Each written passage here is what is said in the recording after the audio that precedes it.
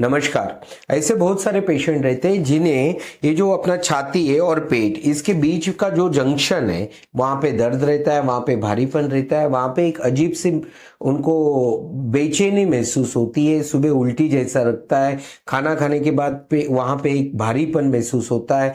ये क्यों होता है और उसको ठीक कैसे करना है, इसका रूट कॉज क्या है, इसको घर पे आप कैसे ठीक कर सकते हैं, उसके बारे में आज के वीडियो में बात करेंगे।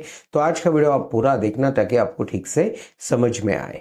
देखिए, सबसे पहले हम जानते हैं रिबकेज के बारे में। वैसे तो हमने रिबकेज के बारे में कई वीडियोस में बात की है, फिर भी अभी थोड़ा बताते हैं। तो ये जो रिबकेज है, रिबकेज के सेंटर में एक बोन होता है जिसको बोला जाता है स्टर्नम। उसके दोनों बाजू पसलियां अटैच होती है। स्टर्नम का जो एंडिंग पॉइंट होता है, मतलब पेट के साइड में जहां स्टर्नम खत्म होता है, वहां पे एक पॉइंटेड स्ट्रक्चर होता है जिसको बोला जाता है जिपोइड प्रोसेस। और आप लोगों को ये जो तकलीफ हो रही ना, वहां पे जो भारीपन महसूस हो रहा है, बेचैनी महसूस हो रही है, जलन महसूस हो रही है, एसिडिटी जैसा महसूस हो रहा है, ये सभी चीजें ये जिपोइड प्रोसेस से जुड़ी हुई रहती है। ये जो जिपोइड प्रोसेस है, यहाँ पर जो मसल्स अटैच होते हैं उसके बारे में बात करते हैं। देखो, ये जो जिपोइड प्रोसेस है वहां पे अटैचमेंट कौन कौन से मसल का है? ये एब्डोमेन के साइड के मसल का अटैचमेंट जिपोइड प्रोसेस पे होता है। सेंटर का जो एब्डोमिनल मसल है जिसपे नाभि होती है उसको रेक्टस एब्डोमिनस बोला जाता है, उसका अटैचमेंट जिपोइड प्रोसेस को होता है। और एक ऐसा मसल जिसके बारे में ज्यादातर लोग बात नहीं करते, उसका नाम है ट्रायंगुलरिस स्टर्नाई नाम का जो मसल है, वो जिपोइड प्रोसेस पे अटैच होता है। ज्यादातर लोगों का रिबकेज इस एक्सटेंडेड पोस्चर में होता है, मतलब रिबकेज ऐसे उभरा हुआ रहते। सपोज ये रिबकेज है, रिबकेज ऐसे उभरा हुआ रहेगा, इस तरह के पोस्चर में रहेगा, तो होगा क्या, ये जो स्टर्नम है, बीच वाला जो स्टर्नम बोन है, ये ऐसे उठा हुआ रहेगा ऊपर, मतलब ऐसे उभरा हुआ रहेगा। और ये जिपोइड प्रोसेस स्टर्नम का एंडिंग पॉइंट है, स्टर्नम का अटैचमेंट जिपोइड प्रोसेस है। जैसे ही स्टर्नम ऊपर आता है जिपोइड प्रोसेस ऊपर आएगी, जैसे ही जिपोइड प्रोसेस ऊपर आएगी तो उसको जो अटैच मसल है, कौन कौन से मसल है अभी हमने बात की, साइड के एब्डोमिनल मसल, बीच का जो रेक्टस एब्डोमिनस मसल है जो सेंटर में जिसके ऊपर नाभि है, ठीक है, और एक स्ट्रैंगुलरिस स्टर्नाई मसल, ये सब मसल उसको अटैच है।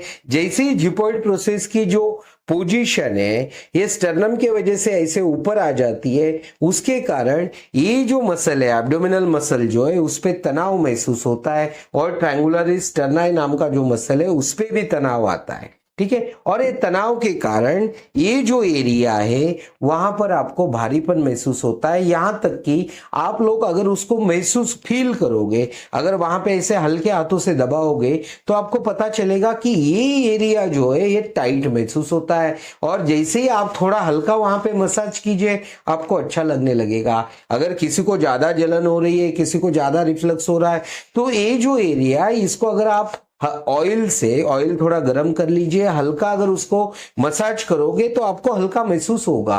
क्यों महसूस होगा? क्योंकि जैसे ही आप वहां पे हल्का मसाज करोगे तो क्या होगा, आपका जो ये एब्डोमिनल मसल है रिलैक्स हो जाएंगे, और जैसे ही रिलैक्स हो जाएंगे वहां का प्रेशर हट जाएगा और आपको अच्छा लगने लगेगा। लेकिन ये जो तरीका है ये थोड़ा टेम्पररी तरीका है, क्योंकि इसका रूट कॉज कहीं और छुपा है। तो अभी हम बात करते हैं रूट कॉज के बारे में, और उसको परमानेंटली अगर ज्यादा तकलीफ हो रहा है तो ऑयल से आप मसाज कर सकते हैं, हल्के हाथों से। मसाज करते वक्त बिल्कुल ध्यान रखना है कि आपका प्रेशर एकदम लाइट होना चाहिए, क्योंकि आप एब्डोमेन पे मसाज कर रहे हो, आप कोई पीठ पे मसाज नहीं कर रहे हो, पैरों पे मसाज नहीं कर रहे हो, तो एब्डोमेन पे प्रेशर ज्यादा नहीं रखना है। तो अभी हम बात करते हैं रूट कॉज के बारे में और उसको परमानेंटली ठीक कैसे करना है उसके बारे में। देखिए, अब तक हमने जान लिया कि ये स्टर्नम ऊपर है, रिबकेज एक्सटेंडेड पोजीशन में, इस वजह से ये प्रॉब्लम है। तो हमें क्या करना होगा, रिबकेज को नॉर्मल पोजीशन में लाना होगा, स्टर्नम जो ऐसे उभरा हुआ है उसको नीचे लाना होगा। जैसे ही नीचे आएगा जिपोइड प्रोसेस नीचे आएगी, जिपोइड प्रोसेस अगर उसकी रियल पोजीशन में आ गई तो अपने आप एब्डोमिनल मसल परमानेंटली रिलैक्स हो जाएंगे। तो इसका मतलब है कि स्टर्नम को हमें नीचे लाना है। देखिए, सबसे पहले हम ये जानते हैं कि ये ऊपर क्यों गया, रिबकेज एक्सटेंडेड पोस्चर में क्यों गया, स्टर्नम ऊपर क्यों गया, उसके बारे में बात करते हैं। देखिए, ज्यादातर लोग यूट्यूब पे कई सारे वीडियोस देखते हैं और कई सारे एक्सरसाइज करते हैं, योगा करते हैं, प्राणायाम करते हैं, और उसके कारण होता क्या है ना, वो फोर्सफुल ब्रीदिंग करते हैं। फोर्सफुल ब्रीदिंग में होता क्या है ना कि सांस को जबरदस्ती भर तो लेते हैं, सांस भर लेते लेकिन छोड़ नहीं पाते, एक्सेल नहीं कर पाते। और अगर उनको बोला सांस होल्ड करो तो कोई लोग कुछ कुछ, अभी परसों मेरे पास एक पेशेंट आया, वो बोल रहे थे मैं 10 सेकंड सांस होल्ड कर पाता हूं।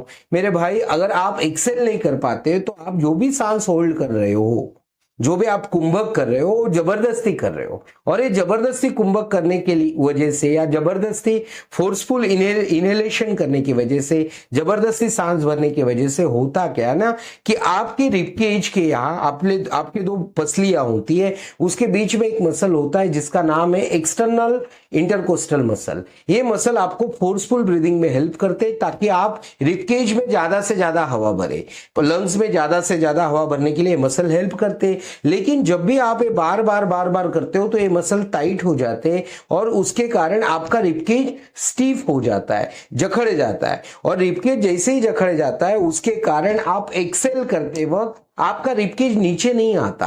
मतलब ये जो रिबकेज है, ये जैसे ही एक्सेल करते वक्त नीचे आएगा, तभी लंग्स में जो हवा है वो बाहर आएगी। और जब भी हवा पूरी बाहर आएगी तो पूरा एक्सेल होगा, पूरा एक्सेल होगा तो डायफ्राम ऊपर जाएगा, डायफ्राम ऊपर जाएगा तो एलियस क्लोज होगा।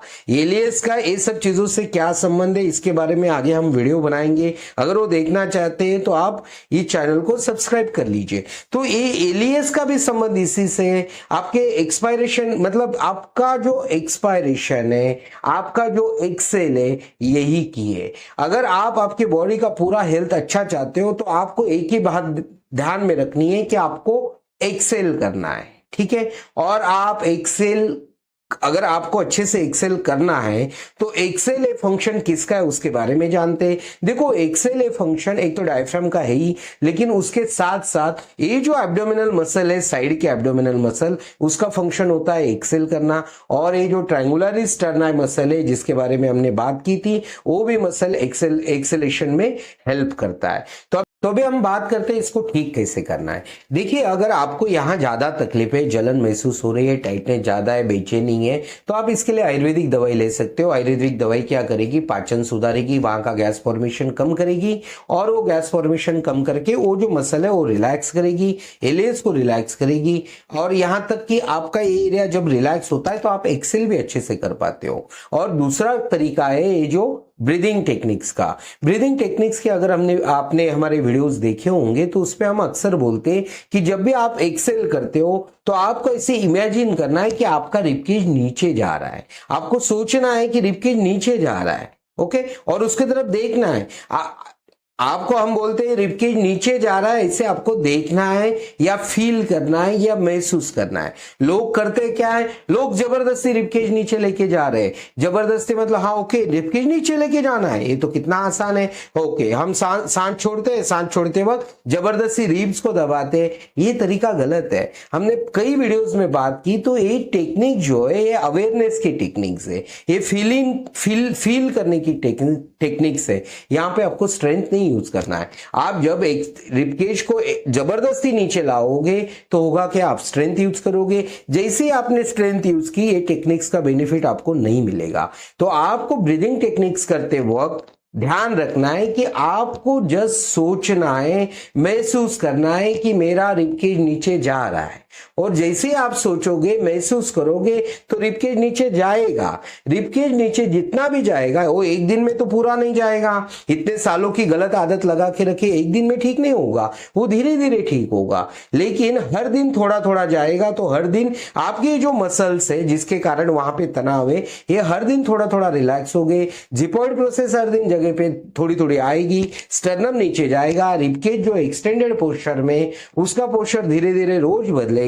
और ये सब स्लोली होने वाली स्लोली होने वाली प्रोसीजर है, वो धीरे धीरे होगा। और जैसे ही आपका रिबकेज नीचे जाने लगेगा तो होगा क्या, वो जो ट्रायंगुलरिस स्टर्नाई नाम का मसल है वो नीचे स्टर्नम ऐसे नीचे आएगा तो रिलैक्स होगा। वो रिलैक्स होगा तो एक्सपायरेशन में हेल्प करेगा, मतलब आपका एक्सेल बढ़ाएगा। जैसे ही स्टर्नम नीचे आएगा, जिपॉइड प्रोसेस नीचे आएगी, वो नीचे आएगी, आपके एब्डोमिनल मसल रिलैक्स होंगे। वो अगर सही पोजीशन पे, तो आपको एक्सेल करने में आपके एब्डोमिनल मसल भी बेटर फंक्शन करेंगे। और जैसे ही ये सब कुछ नॉर्मल होगा, आपका एक्सेल बढ़ेगा।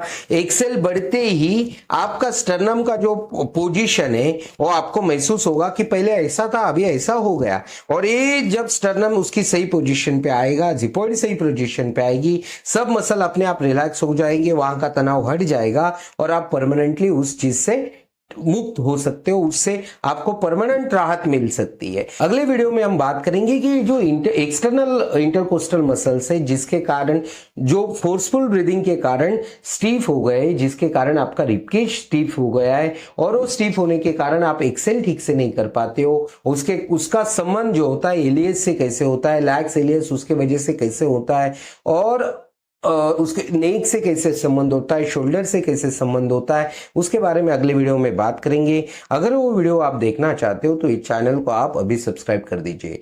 ये वीडियो अगर आपको लगता है लोगों के काम आ सकता है तो इससे ज़्यादा लोगों तक शेयर कीजिए। आपने आज का वीडियो देखा, इसके लिए आपका बहुत बहुत धन्यवाद।